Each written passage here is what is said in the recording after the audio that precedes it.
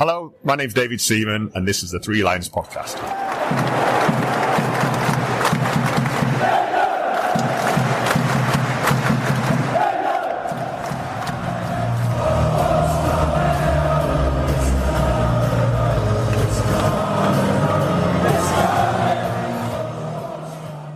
Hello and welcome to the Three Lions Podcast. My name is Russell Osborne. This is your independent England football supporters podcast. I hope you're keeping well. It is this time of year. There seems to be plenty going on away from the football, be it Halloween, bonfire night, of course Remembrance Sunday, Armistice Day.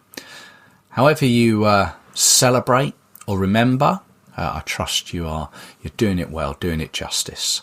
I hope you enjoyed the recent episode. I spoke with Joey Durso about his book, More Than a Shirt.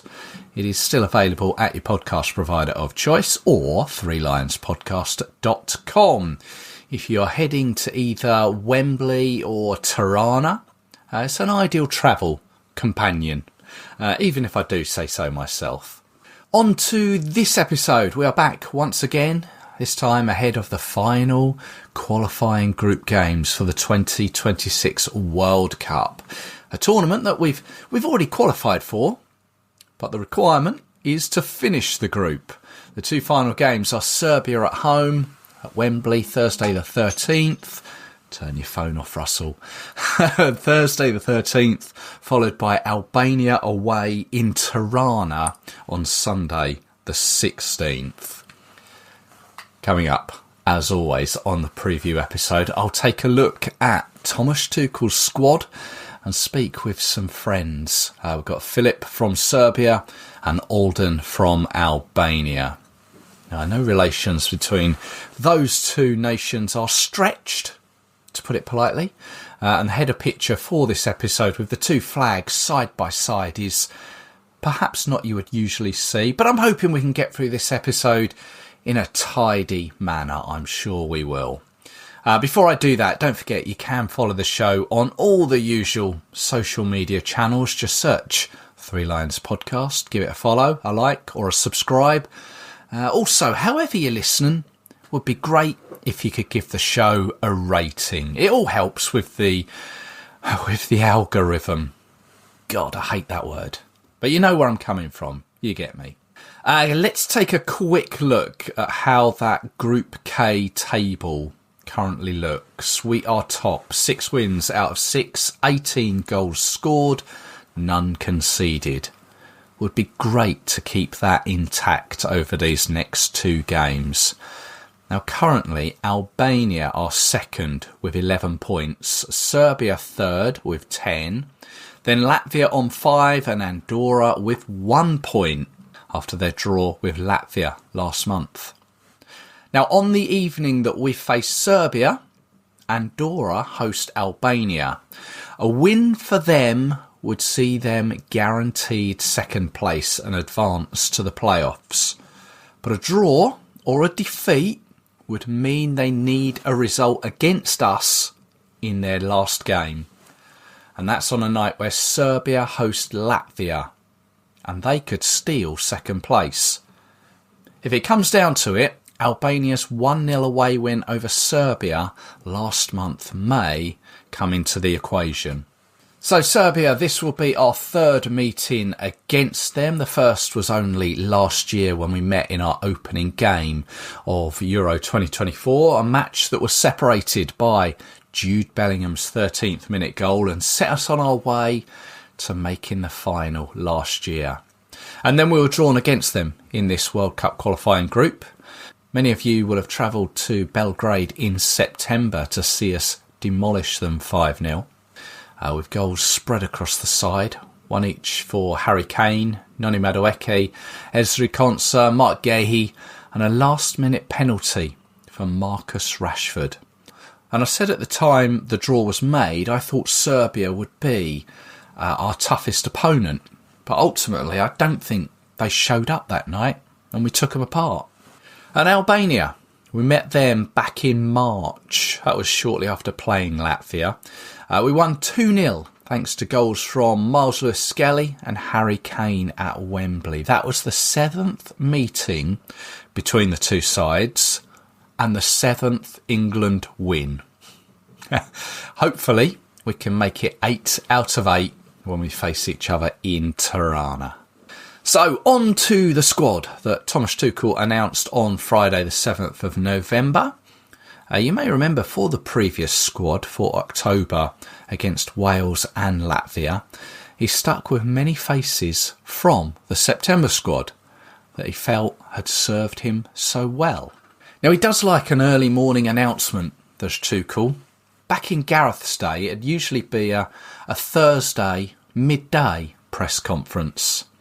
These days, Thomas Tuchel likes a 9am, 10am Friday release, as was the case on the 7th.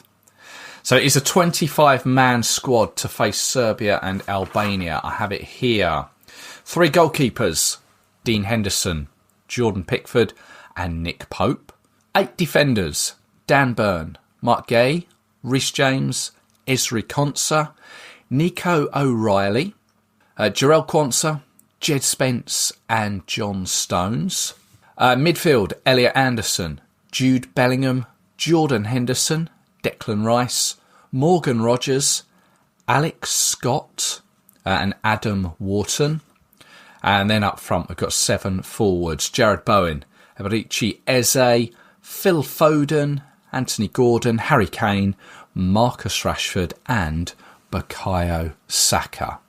It is a squad with 3 players from Crystal Palace, Newcastle United, Manchester City and Arsenal, 2 from Aston Villa, 1 each from Everton, Chelsea, Bayer Leverkusen, Tottenham, Nottingham Forest, Real Madrid, Brentford, Bournemouth, West Ham, Bayern Munich and Barcelona. On the whole, I think it's a decent squad, and I am recording this on the day the squad was announced. Now, whether we will see some withdrawals remains to be seen, but as we've already qualified, I'm wondering how club managers will view it. Perhaps if they have players with the odd niggle, they may be persuaded to, air quote fingers, take a rest, if you get my drift. But I still think we're missing at the back compared to the previous strength we've had before. And with the World Cup on the horizon, you'd think that Thomas Tuchel will be considering the bulk of his squad for it. And you have to ask, is Dan Burn World Cup potential? John Stones is 31. He'll be 32 next May, come World Cup. He's had his injuries. He's openly said he's considered retirement. I think he's a great player. He's been great for England in the past. But I do wonder where he is in his mind. But it is a squad with an average age of 26.4. It's got 780 caps across it. It's got 138 goals. Now, the youngest player is Manchester City's Nico O'Reilly, who can slot in at left back if need be. The oldest player, Jordan Henderson, aged 35, of course, currently at Brentford, and to his credit, is doing quite well. Harry Kane, England's top goal scorer with 76 goals. Will he add to that tally over the next 2 games? Highly likely. Kane has got 110 caps to his name. He's catching up the likes of David Beckham with 115, isn't he? And there are 3 uncapped players. I mentioned Nico O'Reilly. Jarell Quansah hasn't been capped yet. And Alex Scott of Bournemouth. And I'll come to him in a moment, but he is uncapped. And there's been a lot of talk of late about Crystal Palace's Adam Wharton. His only cap came against Bosnia and Herzegovina back in June of last year. That was the game up at Newcastle. He was selected for the September squad, but he withdrew through injury. And there was, of course, talk about Jude returning. And this was the case, having not been selected for the last 2 squads. People were talking about a rift between the two. between Tuchel and Bellingham. He said last month he lacked the rhythm for international football. Whether there was a rift or not, perhaps we'll never know. Tuchel, when asked, denied it, as you'd expect him to. What he did say, though, that he returns as a number 10. Phil Foden returns for the first time since March. Foden's got 45 caps to his name. I was listening to a recent episode of the Gate 102 podcast with Charlie Tidswell. He was remembering our game against Iceland in 2020 when Foden scored 2 on his third appearance. I think it's fair to say he's been a frustrating figure in an England shirt since. Although it would be fair and in his defence to say he's had a few struggles in his personal life, which as football fans perhaps we tend to look past unfairly, I think. We're all human. But he did have a great night recently against Dortmund in the Champions League, scoring twice. So, yeah, hopefully we can see Phil Foden on fire in the next 2 games. Interestingly, Thomas Tuchel said of Harry Kane that he doesn't need a break, as he'll have one when the Bundesliga adjourns for its winter break. Kane is someone who England fans are now becoming slightly concerned about. Or is it just me? Not right now, but it's more in the very close future. And it's a conversation perhaps for another time, but he's 32, clearly in the form of his life, looking after himself, scoring goals, breaking records, but he's not going to go on forever. And it's fair to say he's had his injury problems in the past, but I don't see a natural replacement for him at the moment, or indeed in this squad. Which is why there was talk and a call for Danny Welbeck, who, for some, think that he could come in and do a job. People have also said about Liam Delap, but perhaps we've seen another side of him of late with regards to his maturity and whether he's ready-made replacement for Kane. But maybe that's, as I said, a topic for another time. And I mentioned Danny Welbeck. He was being mentioned, and I think he had a case. I doubt he'd have been a starter, but he could have been a backup as part of the squad. 6 Premier League goals this season for Brighton before the weekend. The highest Englishman so far this season in the goal-scoring charts in the Premier League. Last played for England back in 2018 against Switzerland in a friendly at Leicester. 42 caps, 16 goals since he made his debut back in 2011. He is 34, turning 35 towards the end of the month, and I guess that maybe that went against him, although Thomas Tuchel does like experience. And when you take into account Jordan Henderson, as I say, he is currently 35. I didn't actually see the press conference, but it appears that no one actually asked Tuchel about Welbeck. So all the talk about him, and no one put it to him. As I say, there are 3 uncapped players in the squad. O'Reilly, who was promoted to the squad last time around following the withdrawal of Reece James. There's Jarell Quansah of Bayer Leverkusen, formerly of Liverpool. He's been selected before. In fact, both by Thomas Tuchel and Gareth Southgate. But he's yet to make the pitch. That must be really frustrating, being called up and just not being able to make your debut. And then we have Alex Scott of Bournemouth. He was part of the summer's under-21 winning squad in Slovakia. He's been rewarded for the great start he's had at Bournemouth. Born in Guernsey, as was Matt Le Tissier. With that surname, of course, there is Maya Le Tissier from the Lionesses. And would you believe it? They are step-siblings. Alex Scott and Maya Le Tissier, that is. Not Matt Le Tissier. Alex Scott follows Callum Wilson and Lewis Cook the only two previous cherries to represent England. And on a similar theme, if Bellingham and Rashford both play together, it'll be the first time players from Barcelona and Real Madrid have represented England. And yes, I know technically Rashford is on loan from Man United, but you get where I'm coming from there, don't you? And Reece James returns after missing the October games. Hopefully he is back to full fitness and his injury worries are behind him.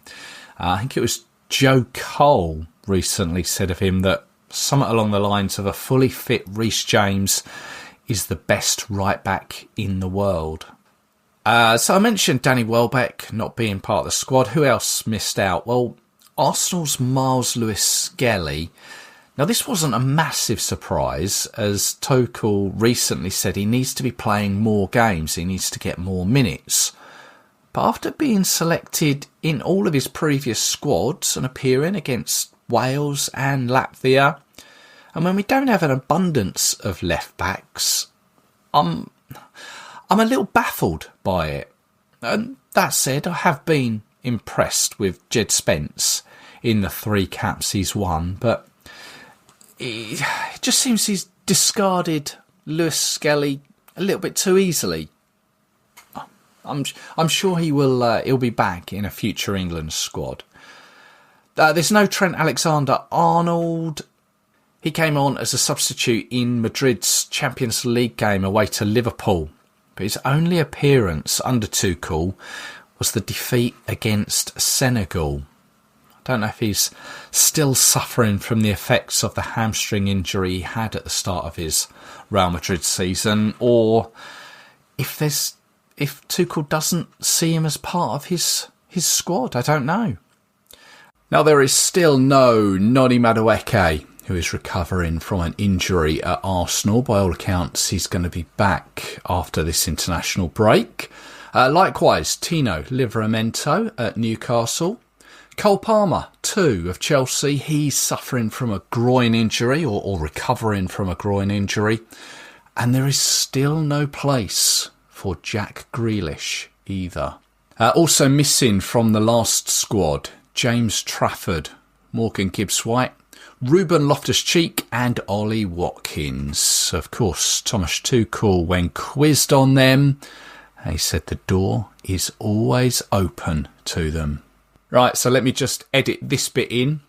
Following Sunday's Premier League matches, we had 3 withdrawals. Mark Gay from Crystal Palace and the Newcastle pair, Nick Pope and Anthony Gordon. It would appear that Gay picked up a foot injury in Palace's European victory over AZ Alkmaar. He didn't play in their game against Brighton. And Newcastle, they slipped to a 3-1 defeat away to Brentford, a game in which Nick Pope suffered concussion. And of course, protocol means he's going to be out for a little while. Just unfortunately falls with the international break. Anthony Gordon, he didn't feature in that game because of a hip injury. And incidentally, in that game, Newcastle's Dan Burn received a red card. But at the time of recording, Tuchel hasn't announced who or if he is drafting anyone else into the squad. But that just leaves us with Nick Pope withdrawing, leaves us with 2 goalkeepers. So you'd expect that there will be someone to step up and take that place. Perhaps it will be James Trafford. That door, as Tuchel said, is always open. So with Serbia up first on Thursday the 13th, let's get the lowdown on their team.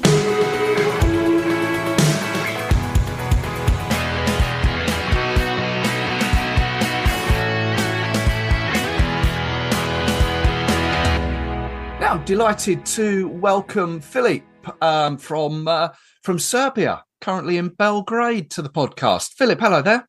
Hello, Russell. Thank you very much for having me, and it's really a pleasure to be here. Oh, you're more than welcome to come along. It's always good to speak with fellow fans and fans of opposing teams. Yeah, it's actually a good thing that you did, so I'm really happy to be here. Cool. Well, you're in Belgrade. I'd be honest, I didn't manage to get to the game last month. Were the England fans treated quite well? Did you go to the game? No, I didn't go to that game, but from what I saw on TV and when talking to people, the fans were treated pretty nice. I mean, Belgrade is really a heartwarming, welcoming city. Everyone is treated well here, especially tourists and let's say fans. So I do believe that they had a really good time. And obviously, since England did win 5-0, it was even more fun for them. Yeah, so it's a city I'd like to come and visit one day. I'll have to wait a little while longer. But yeah, the 5-0 England thrashing. I said after the game, I said at the beginning of the qualifying campaign that I thought Serbia would be England's biggest threat. And I watched the game, and obviously England were very good. I didn't feel that Serbia were as good as they really can be. What was your take on the game? That's actually quite correct. We have been struggling for quite some time. I think it started around the Euros. As a fun fact, I did actually go to Germany and watch the England-Serbia game on Euro 2024 live. So that was nice. But I do believe that we have been struggling ever since to find the correct form, the correct lineup, and everything. The team manager has been trying sort of to mix the cards and try with different players, different formations. So obviously did not go well, and it was actually visible in that game because obviously England was really a dominant team. 5-0 is actually the easiest one we got away with. I think it could have easily been 8 or 9-0. So I don't know actually what to say. We definitely have not been playing our best. We definitely even do not have our best, let's say, football players in that team. It's obviously has to do with the team manager and stuff like that. But I mean, obviously, Serbia has been struggling quite a lot because based on the other games in those qualifiers with Albania in Leskovac and also with Latvia in their home, in their home, it is visible that the Serbian team isn't really playing that good. I mean, obviously, Mitrovic and Vlahovic can't really play that well together because they're both CFs, and you can't really play with CFs. We are quite missing the central midfielders, and that's probably the biggest problem that Serbia has. No central midfielder that would connect defense with the offense. Previously it was with the departure of Tadic and Sergei Milinkovic-Savic. We have been quite bad and in quite a terrible shape. So you say if you're missing a midfielder of stature to, as you say, connect the defence to the forward line, is that down to there's no one really of quality in Serbia, or is the manager not selecting who the fans would like or think could connect that defence to the forward line? There are a few players that actually are of quality, and some of them play in the Serbian league, some of them play abroad, and I think they would be good fits. But it all comes down to who's building the team, if the team manager is the one actually building the entire team, or is it, for example, other managers and things like that, because this definitely is not our best starting 11 that we have, or even the best bench that we can muster up. So, and it's Dragan Stojkovic is manager, isn't he? No, actually, he has been replaced after the game with Albania, and now the new team manager is Veljko Paunovic. And obviously, some changes already are visible and on the horizon because some of the players have been reinvited in the team. For example, Nemanja Radonjic, who plays for Red Star, he's really a fleet-footed forward, and obviously some changes are coming. So Veljko has been working in Spain for quite some time. He even saved his current team from falling in the third division. and he also won the U20 World Cup with the Serbian team 10 years ago in 2015 in Brazil. Actually, we beat Brazil there. So will this how do you pronounce his name? Is it Paunovic? Correct. Will the England game be his first game then? I do not think he will take that he will actually take the team so early, but I think probably after the England game, or if they act fast, maybe he will even be the manager for the England game. It's still not known. I see. So it's a little transitional period at the moment. Yes, correct. Dragan Stojkovic has been coaching us for quite some time. He did manage to get us to the last World Cup, to the last Euro. Actually 20 years later, because the last Euro that we played was in 2002. But now, since the results aren't that good, he has been replaced with Veljko. I see. So are the fans more? I mean, clearly a defeat to Albania wouldn't have gone down well with Serbian fans, with yourself. So are now fans more positive with the change? Yes, they really do like Veljko, because it's mostly because of the fact that he won the World Cup with the U20.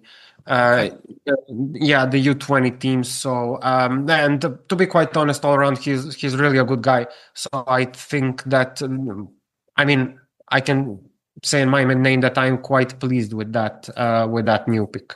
Okay. I mean, coming down to it's the last two games in this group. Obviously, England have already qualified for next year's World Cup. Second place is still up for grabs, and it is basically between yourselves and Albania. Do you think, with England having to go to Albania after the Serbia game, I mean, really, Serbia need a result against England, don't they, to really hope that you can secure a place next year? Yes, that's actually correct, because until as you said, there are two more games remaining, and basically it all comes down to the game Andorra versus Albania. Because if Andorra can win, obviously Albania is also playing England in Albania, and Serbia is playing England in the next game. But I mean, chances in those two teams getting even a draw against England are really theoretical and down to optimism and theory. So in reality, mostly it will come down to the game of Andorra versus Albania, but that's also a quite difficult one for Albania to lose. So yeah, I can sense which way it's going to go. But yeah, we all know that in football anything can happen. Yes, that's completely true. I agree. That definitely can happen. But the Albanian team has been playing in quite a good form. So it would be really a surprise if they lose. I mean, the least that they can do is a draw, I guess. But I mean, as you said, the ball is around.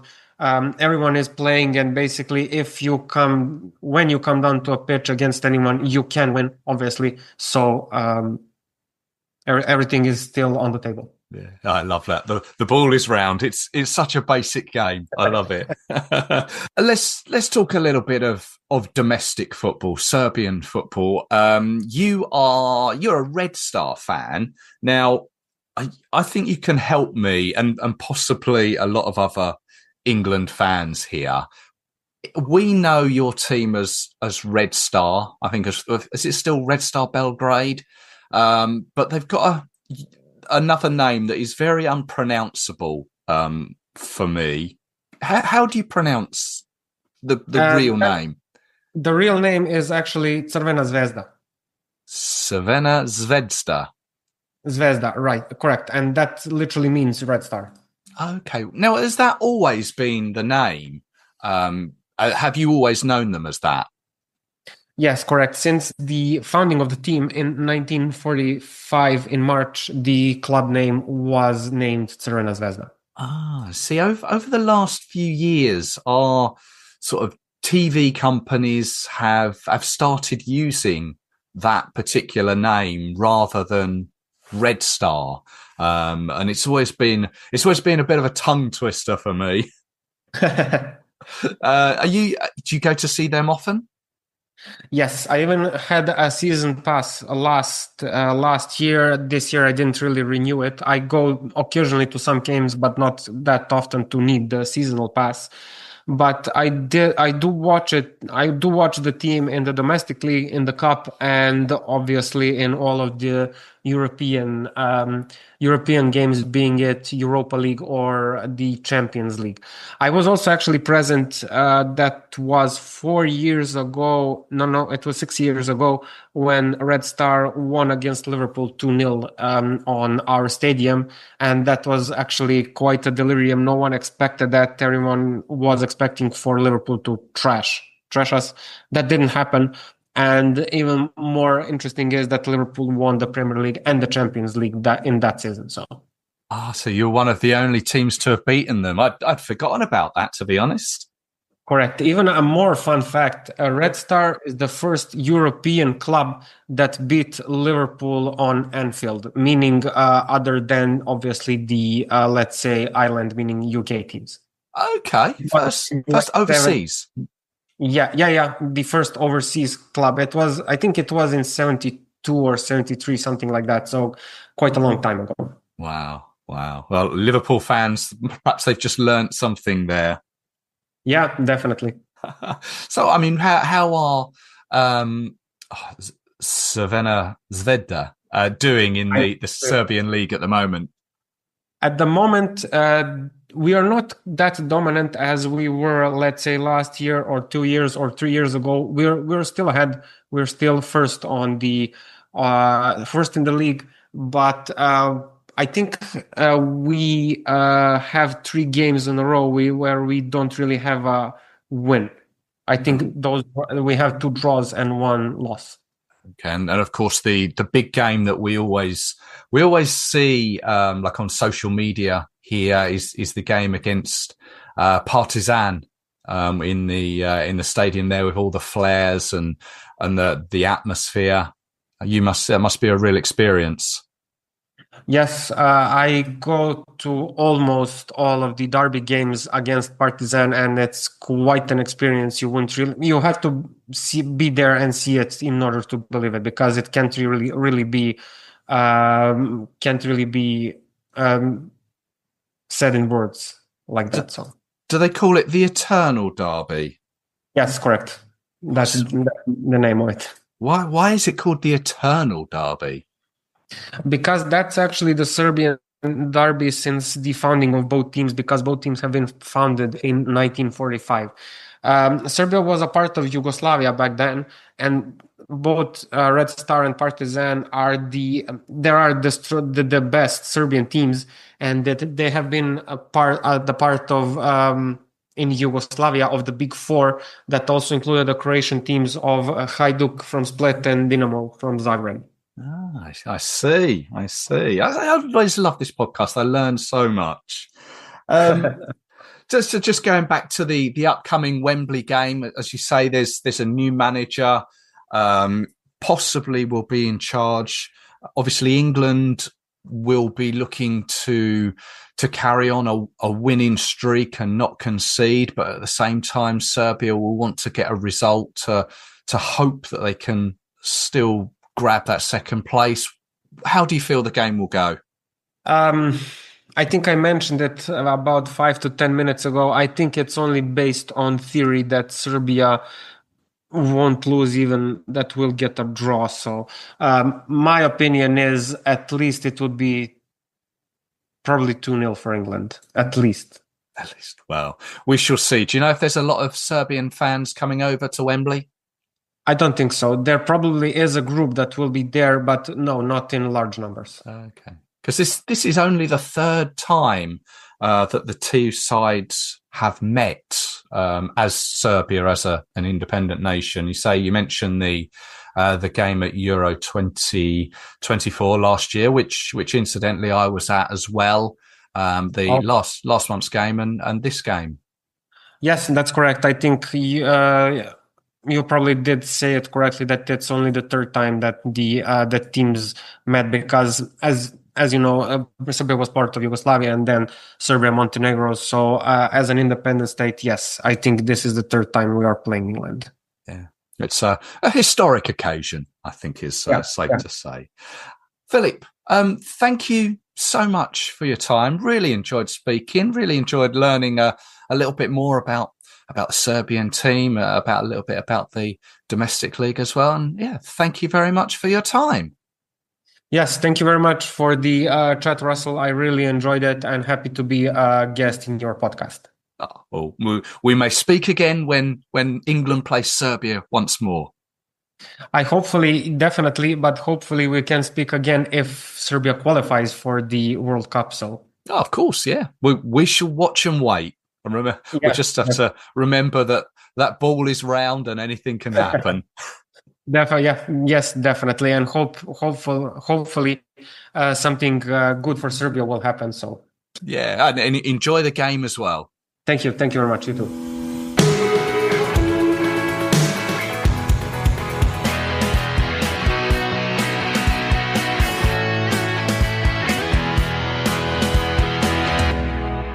So we've had the Serbian angle. Now let's get the Albanian angle. Welcome back to the show, Alden, who uses the Twitter handle @theAlboBoy. We're going to talk all things, he talks all things Albanian football, and that's what we're going to do now. Alden, hello there. Hey, how are we doing? We good? Yeah, very well, thank you. Very well. Yourself? Yeah, I'm very good, thanks. Good. So, last game of this qualifying campaign comes on Sunday, Sunday the 16th, I think it is. Yeah. England away to Albania. England, of course, through, but there is a distinct chance that the game, it may even be a dead rubber, mightn't it? Yeah, I mean, I hope so. Hopefully, we're short of second, but still have the games on Thursday to determine that one. Yeah, I mean, has this campaign gone as you hope? Well, I'm sure. Has it exceeded your hopes? In terms of standings at this point, yeah, it's gone how we hoped, but the performances, like the first half, were pretty poor, if I have to be honest. Right.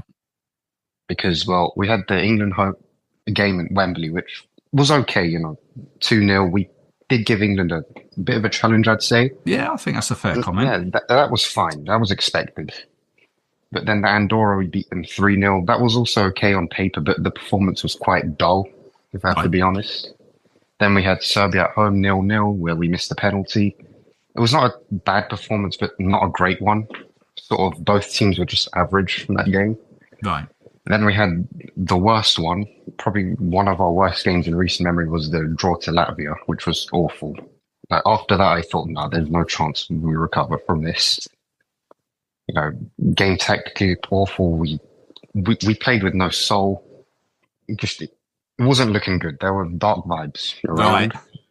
Yeah. Then we had the Latvia home game where we beat them 1-0. It was better than the away one, but still not great. But then, of course, probably one of the best games in recent memory occurred last month with a 1-0 win in Leskovac against Serbia. I mean, obviously, with everything in the background about that game, how did that feel? That felt better than good. I mean, I can't even really put into words how it felt. It's a night we'll remember forever, for sure. Right? Yeah. Going away to Serbia and winning there. I mean, as I said to our Serbian correspondent Filip there, I've been maybe not so much. Well, Serbia haven't been as good as I thought they may have been. Yeah, they have a talented squad. It's just they've been held back by the manager they had, Stojkovic, previous guy. He was really poor. It has been poor since the last World Cup, and his sacking was long overdue. So I think, they weren't playing to their potential. They clearly wanted him out. You could tell by the way they've been playing recently. So obviously, with that result away there, confidence must be high. You're going into the penultimate game against Andorra, and as we say, if you win that, you're guaranteed that second place playoff, aren't you? Yeah, but we also need England to win on Thursday. Of course, we guaranteed second. Yeah. So we need to do a job for you. Yeah. So, I mean, let's hope that it does sort of pan out like that. It'd be good. I'm excited to go to Tirana. It's a place I've been to before, albeit I only spent a brief amount of time there. It's going to be, I think there's about 2,100 England fans going, or tickets that were sold in the away section. 10% of the stadium's capacity, I think, so it's a decent amount. And I believe, or from what I've heard, that the demand from Albanian fans has been through the roof for tickets. Oh yeah, it's incredibly high. I mean, even the Andorra game for Albanian fans has been sold out already. Has it? So, yeah. So football generally is on a high then over there at the moment. Yeah, it's improved a lot over the last decade, you could say. Yeah. Especially since the last time England played in Albania with fans. That was in 2001. Yeah, of course, because we played, I think it was a Nations League game over there. No, we played the World Cup qualifiers 2022. But was it World Cup qualifiers? in Albania was still during COVID. So that's right, yeah. No fans. Yeah, behind closed doors. But this game will be the same stadium that was played back then. It's a relatively new stadium, isn't it? Is it called the Air? Yeah, it's called, well, in Albania it's called the Arena Completare, but for licensing issues or something like that, it's known as Air Albania Stadium. Okay. Is it a ground that you've been to? Yes. Not to watch a match, but I've been inside. Okay, tell us about it. Yeah, it's new. It was, I think, it's replaced the old stadium in Tirana, which is called the Kemal Mustafa Stadium, but it's built on top of it. You can still see like the remains of the old stadium there. Okay. And yeah, it's new. It opened in 2019, I think. That's at least when it hosted its first national team game. And yeah, it's, I think for away, it's a tough ground to play for away teams because competitive games, we rarely lose there, to be honest. Right. From what I've seen of it, it's very sort of tight and enclosed, almost a bit like an English ground. Yeah, fans are like right at you. We haven't lost a qualifier there since, I think, I want to say Poland in 2021. So 4 years. Oh, wow. It's the last time we lost a qualifier there. That's a bit of a fortress then. Yeah. Sorry. From the outside, having walked past it, from the outside, you wouldn't think it's a football stadium at all, would you? Nah, it looks kind of like a shopping centre, doesn't it? Yes, it's got these sort of wonderful colours, sort of I want to say it's like a sort of a metallic-y red and sort of blackish. And then one side, there's like a huge tower, isn't it? Yeah. Yeah. There's offices there, I think, or something like that. Okay. I know because my uncle's wife, I think, works in one of them. So. Oh, cool. Just you get a view of the pitch? I think so, yeah. How cool is that? I mean, and as a ground, it's not too far from the city centre, is it? No, it's actually really close, pretty much. Because from memory, there's the main square in Tirana, isn't there? Yeah, Skanderbeg Square. So say that one again? Skanderbeg Square. He's basically your national hero, pretty much. Okay, what's he known for? He was a guy that fought for our lands to be liberated from the Ottoman Empire back in like the 14th century. And there's like a revolutionary hero of sorts. There's a monument to him there, isn't there? Yep. Yeah. So there's also one in London, actually.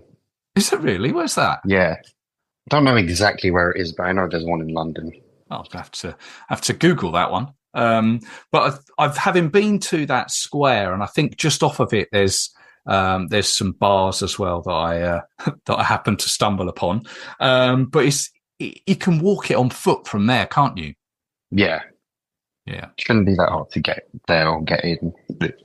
There's lots of space around it, so. Yes, yeah, as you say, it was built on sort of the foundings or the footings of the old stadium. Yeah. As I say, I frequented a couple of the bars around that square. What's for England fans heading over to Tirana, to Albania? What would you recommend to see, to to eat, to drink? What's sort of the Albanian way? Well, one, you're gonna be greeted, I think, nicely. You're gonna experience a very hospitable country. Yeah. You know, we have this honor where we take care of our guests really well. So, you know, we're very opening, very welcoming. It's gonna certainly be more than we were in 2001 because the country and football, but especially the country has improved a lot since England fans last travelled here to watch a national team game. Because back then it was 10 years after communism and only 4 years after a civil war. The country was not in a good state back then. It's definitely improved a lot now. So a lot of money being pumped into the country. Is that like through the government or? yeah, I mean, they want to improve. They want to improve in some weird ways, but they're at least trying to improve. Yeah. So yeah. So for those that are sort of staying around the Tirana area, you've obviously mentioned that the main square there. What is there any sort of museums or anything there? Oh yeah, you have our country's known for having a lot of these bunkers. I don't know if you've heard about that. No, go on. Yeah, these concrete bunkers. Basically, during communism, our dictator, he got paranoid that we were going to be invaded, and he built a lot of these bunkers, and a lot of them have now been turned into other things, such as there's one in Tirana, like it's sort of a museum that shows what life under communist regime really was like. No. Yeah, so I'd recommend you go visit that place, definitely. Okay. What is the dish of choice in Albania that we're likely to come across? Well, the thing is, in Balkan countries, a lot of the dishes are quite similar. Right. Because, so there's like, I'm pretty sure when you did the Serbia episode, you heard of burek. Yes. Yeah, so that's one. If you want like an Albanian type dish, like that is exclusively Albanian, one I can think of is something called tav korsu, which is like lambing with yogurt, something like that. For those that want to have a pre-drink beer, I imagine is a way over there. Yeah, there should be plenty of bars in the city centre, and definitely for the match day they're going to be open and pumping, and they'll be busy for sure. But also probably near the stadium around there you can get them. There should be a bunch of local beers there, like traditionally from our area. Yeah. I would say all the bars will be open, trying to entice us all in. Yeah, for sure. Especially England fans, I think. Exactly, looking to spend our money over there. Obviously, it's the eighth meeting between the two sides. It'll be England have previously won all 7. Can you see Albania getting a result here? I could, yes, because I think this is the best. The Albania since 2023 has been the best Albania there's ever been. We played England rather closely last time, so we could get a result, but I think a lot of it depends what happens on Thursday, really. Right. I have no idea how we're going to play, to tell you the truth, at the time we're recording this. Yeah. I see that the squad has been recently announced. Let's see if I can find it. There it is. I had it. Once again, I recognise Brozier, who was at Chelsea. You have to remind me where he is now. He's at Burnley. At Burnley. How's he been doing? He's been struggling, to tell you the truth. I think he really just needs to leave England, in my opinion. Yeah. Because there was a lot of hype around him, wasn't there? Yeah, and then the ACL came, and since then he's just not been getting consistent minutes. I don't think he's been working hard enough, to tell you the truth. That's my opinion. Yeah. So where would suit him? I think that either the Serie A or the Bundesliga would be a good restart for him, to a club where he knows he's going to get minutes. Because at Burnley, they bought him for 25 million. He really has been on the bench most of the time. And they even have 2 strikers now that are sort of in form, so odd for him. Yeah. Who else is in the squad that we may recognise? I would say, I mean, the goalkeeper, Brentford fans will recognise him, Thomas Strakosha. He played there for a bit. Now he's in Athens in Greece. And we got Our defense is, I think, our strongest point in terms of just, it's really solid. Yeah. This campaign, we've only conceded 3 goals, 2 of which were against England. So, yeah. That's some going as well. Obviously, England haven't it's conceded yet. So, yeah, No. that could be quite the game in defensively. Yeah, we've got 2 strong fullbacks, and both of them actually didn't even play at Wembley because they weren't fit enough. But this time, hopefully, they will be. Our centre backs are good, like the starting ones. Midfield, we have some good midfielders, likes of Christian Aslani, and this guy at Leicester called Medon Berisha has been very good. He scored 2 goals in his last 2 games. Okay. He's only 22, I think. He's been very good, very technical, has lots of potential. The problem is, for some reason, our coach hasn't been playing him that often. I don't know why. I don't really know what he has to do to get a chance. Because really, he's extremely talented. Gotcha. And we have many other technical good players. Yes, I think squad on paper is quite good. I think could definitely giving you some worries. Offensively, I wouldn't say we're that strong, but we're not totally incapable either. So, yeah we're a very counter-attacking type team. That's, I think, what the game plan's going to be, if I have to predict from now. Yeah. Wow.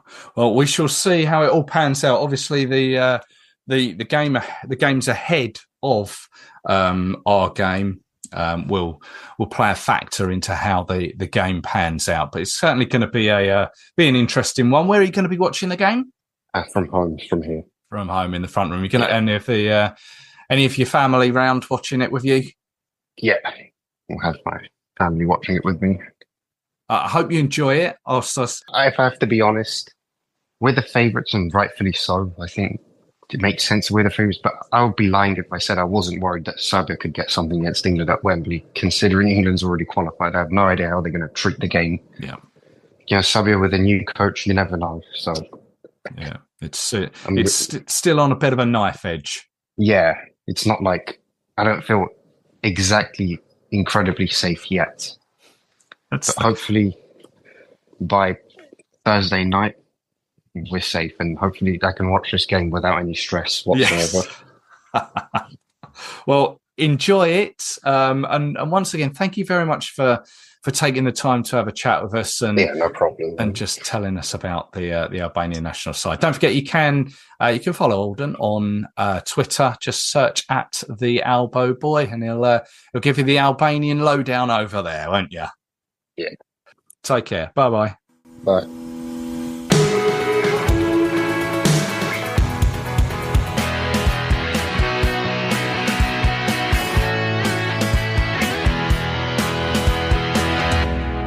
Thank you to Filip and to Alden there for their time. Always appreciated. Hope they enjoy the games.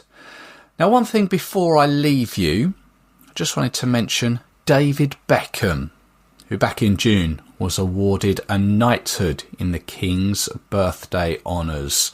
On the 4th of November, he received his knighthood and is now known as Sir David Beckham. Many congratulations to him. He joins a select few who have represented England over the years in becoming a Knight of the Realm for his services to football and British society. Others before him include Sir Bobby Charlton, Sir Bobby Robson, Sir Alf Ramsey, Sir Trevor Brooking, and recently Sir Gareth Southgate.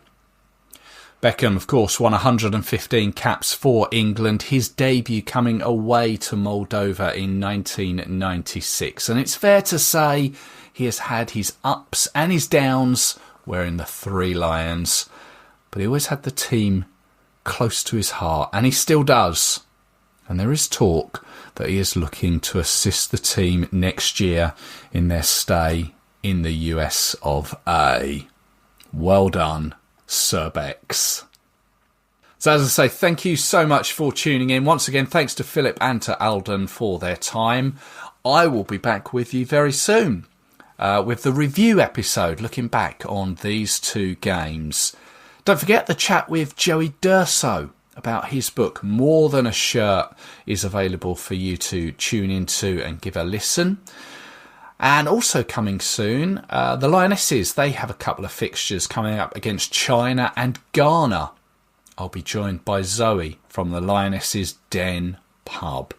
I sincerely hope you can join me for that. Don't forget all the socials, just search Three Lions Podcast, give it a follow.